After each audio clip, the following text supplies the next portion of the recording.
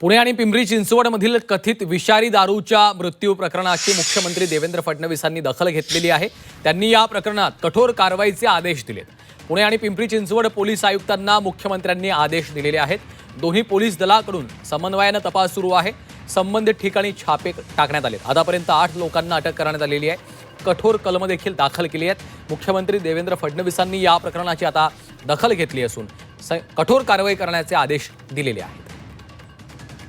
ओम देशमुख आमचे प्रतिनिधी आपल्यासोबत आहेत। ओम, मुख्यमंत्र्यांनी आता पुण्यातील कथित विषारी दारू प्रकरणाची दखल घेतली आहे।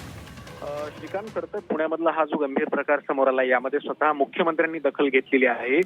या सगळ्या प्रकरणामध्ये मुख्यमंत्र्यांनी स्वतः पुणे आणि पिंपरी चिंचवडच्या पोलीस आयुक्तांना फोन करून कठोर कारवाई करण्याबाबत निर्देश दिले।